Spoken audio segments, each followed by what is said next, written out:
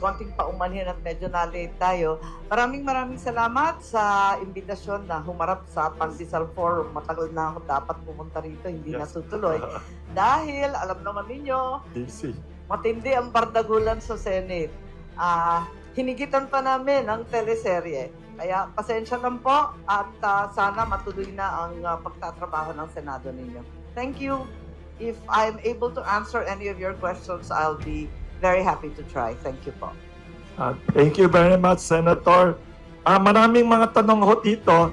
Aside from yung mga drama sa Senado ho, like mga walkout and others, maraming tanong ho, Senator, about socio-economic crisis ho. Kasi siguro alam naman ng mga politiko natin, especially ma'am kayo, the economy is not very good and then there's an Iran war pa na unresolved. May tanong dito ho, maraming tanong ho. Anong suggestion nyo, Senator, how to lessen the suffering, yung paghihirap ng ordinaryong tao, ng mga jeepney driver, mga magsasaka? May suggestion ba kayo, Senator, na urgent socio-economic reform sana? Ay, maraming salamat. Sunod-sunod ang aking pagpa-file ng kung ano-ano na hindi naman pinapansin. Kaya medyo malungkot ako. Nauwi tayo sa impeachment, nauwi tayo sa aresto para sa ICC, napunta tayo sa kung ano-anong Noel at CONAS at term extension na nakakaasiwa sa karamihan ng Pilipino. Imbes natutukan yung tunay na problema na nangangailangan ng urgent solution, ika nga. Talagang bakit nauwi tayo sa politika? Samantalang alam natin ang taong bayan ay hirap na hirap. It's a time of great difficulty for most of our citizenry. And yet, wala pa rin tayo nagagawa, wala pang maayos na plano. Yun talaga ang kinaiinisan ko. Talagang kinagagalit namin. Halimbawa, ang dami ko nang sinabi kasi hindi nag-uumpisa at nagtatapos ang tulong sa taong bayan sa panahon ng krisis sa ayuda at ayuda lamang. 3,000 pesos ay hindi sagot sa problema ng kahirapan, ng gutom, ng kawalan ng trabaho, ng kalusugan. Kaya sana tutukan natin. Marami tayong I need solution dyan. Siyempre, ayuda, hindi mapagkakaila na talagang kinakailangan ng targeted social assistance. Siguradong kailangan yon. So, we have to work on that. Isa pa, siyempre, ang kinakailangan natin, konting tulong sa mga wage earners, ika nga, na hindi kaltasan ng kaltasan ang kung ano-anong mga sweldo. Sana bigay naman ng buo yung sweldo ng taong bayan. Dahil ang sweldo ngayon, ang daming kaltas, may pag-ibig, may SSS, may PhilHealth at kung ano-ano. Kung pwede, ibigay naman ng buo for a change. Makatikim naman sila ng buong sweldo. At syempre, alam rin natin, kalalampas lang nung Abril, sana tinaasan yung income tax bracket. Kasi yung 250,000 pesos sa isang taon, manipis na yon. Kinakailangan taas-taasan. Kasi ang sinabi ko nga, 500 sana, pati yung mga bonus, yung mga binibigay, dapat taasan din yung 90,000. Kaso, hindi nga pinapansin. Ganon din ang nangyari. Isipin natin, ilang buwan na ba tayo? Nag-attack noong February 28 o March, April, nasa Mayo na tayo. Magtatapos na yung Mayo, 3 buwan na. Wala pang aksyon. Minadali kami ng todo-todo sa Senado. Wag na daw magdeba-debate doon sa excise tax. Hanggang ngayon, hindi pa pinabawasan yung sa excise tax. Ang binawasan lamang, kerosene. Bakit naman kerosene? Ang sadyang kailangan ng tao ay gasolina at diesel. Kerosene lamang ang sinabi, LPG daw, pero kulang-kulang naman. Kaya eto, hindi natin natutumbukan ang tunay na problema. Pati yung VAT. Parati ko sinasabi yung VAT kasi nararamdaman yun sa point of sale. Kung stasyon sana, yung petrol station, yan sana.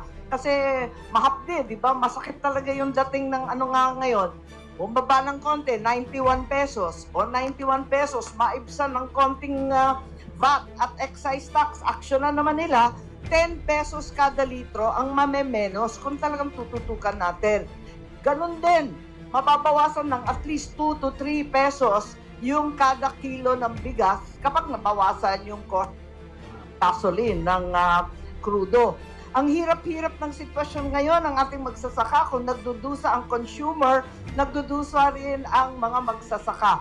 Ang ating cost of production nasa 46-48 pesos, pinagpipilitan ng ating administrasyon na mabenta sa 50 pesos. Wala pa rin yung transport, wala pa yung distribution cost. Paano naman luging-lugi ang ating mga magsasaka? Matagal na sila naghihirap. At mula sa Jensan hanggang sa Palawan, marami na rin na mangingisda hindi nagpapalaot. Alam natin yon. So, ito yung mga dapat natin gawin, lalo na sa kalusugan. Alam natin na kinuha yung 62 billion ng PhilHealth. Pinilit pa ng Korte Suprema na ibalik. At hindi naman pwedeng kinukuha yung pang-medisina, pang-doktor, pang-ospital ng may sakit. Napakalupit naman yon. Kaya eto, andito tayo, marami tayong rekomendasyon, pero hanggang ngayon walang kabuuhang plano.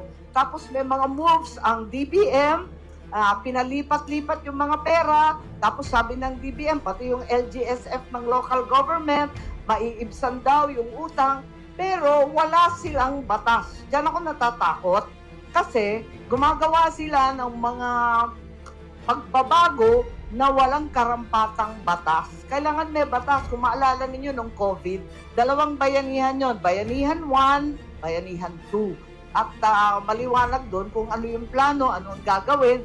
Hindi siya perfect, hindi tayo natuwa sa lahat ng bahagi noon. Gayunpaman, kahit papano may batas, may plano, at talagang natutukan. Ito, parang react-react na lang kung anong maisip. Wala pa naman talagang makabuluhang at kabuuhang plano. So, ito ang tinututukan natin. Sana lumayo tayo sa mga issue ng impeachment, mga issue ng kung ano-anong Noel. Nakakasira talaga ng isip yun Thank you, Senator. May maraming tanong dito, at I think 5 ng tanong dito about Noel, yung controversy na sa tingin niyo talaga wala nang chance yan kasi na pinag-usapan ninyo, dininay ng mga ibang politiko. Do you think wala na itong plano o may chance pang i-cancel yung election? Anong chance sa tingin niyo? Well, sabi nga nung isa mahiya naman kayo. At pinag-withdraw sa akin yung video, offensive daw yung video. Hindi ko naman maintindihan. Aling bahagi nun ng offensive dahil pinagtagpi-tagpi naman yung mga interview nila, yung mga footage na galing naman sa kanila, na-offend daw sila. Sabi ko, okay lang, i-withdraw ko, basta mangako kayo na walang term extension. Tuloy ang eleksyon ng 2028. Nagtaasa naman ng kamay, kaya sabi ko, di i-withdraw na lang kung yun ang problema. Basta mangako kayo. Ngayon, siguro naman, umaalingaw-ngaw yung pangako na yan. Pag hindi pa isinatupad, alam na natin kung sino may sala.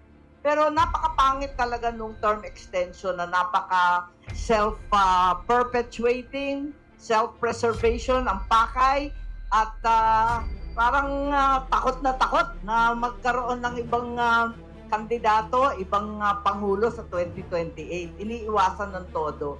Nasabi ko na yan nung pa kasi kung saan-saan ko yan narinig ko yan nung ba sa Kongreso, sila nauna dyan Kasi nung pinag-uusapan yung impeachment at yung mga boto dyan, marami silang incentive. May incentive na cash, 20 million. May incentive na infrastructure projects, 200. May 250 million pangako. Pagkatapos nun, yung ikatlo, huwag daw kayo mag-alala sa eleksyon. Kasi takot na takot yung mga Visayas and Mindanao. Ayan, alam yan ni Attorney Freddy. Ganun din, takot na takot din yung iba na suportado ng iglesia. Sabi nila, huwag kayong mag-alala dyan. Walang problema dyan sa iglesia at saka sa bismin. Kasi, ang tutumpukin, chat-cha.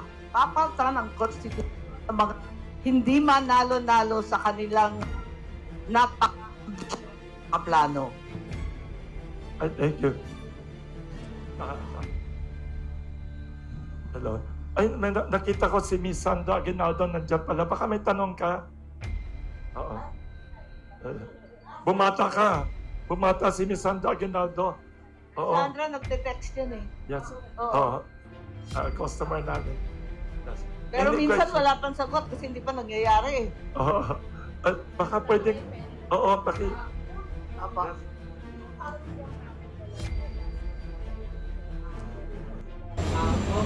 Over the debate on changing the rules of the Senate to allow teleconferencing and video conferencing. So ano po nakikita nyo moving forward sa Monday po, magpapag-usapan na naman po ito and do you see further siguro scenes or scenarios like this? Huwag naman sana. Parati kaming sinisisi na ibinaon daw namin ang dangal ng Senado. Ang totoo, nawala ang dangal ng Senado nung pinagtatakpan yung mga mastermind ng flood control, nung hininto yung plea ribbon. Doon talaga nabaon yung dangal ng Senado. Aminin natin, itong mga takbuhan, sigawan, alitan, bardagulan, sabihin natin, hindi naman yan eh. Yan na lang ang offshoot ng ugat ng problema na hindi matuloy-tuloy yung flood control. Pagkatapos, lumala pa from flood control, naging tsa-tsa pa at term extension. Doon naman talaga nababaon ang aming institusyon ng Senado, ng inyong Senado. Doon talaga nagkakaproblema.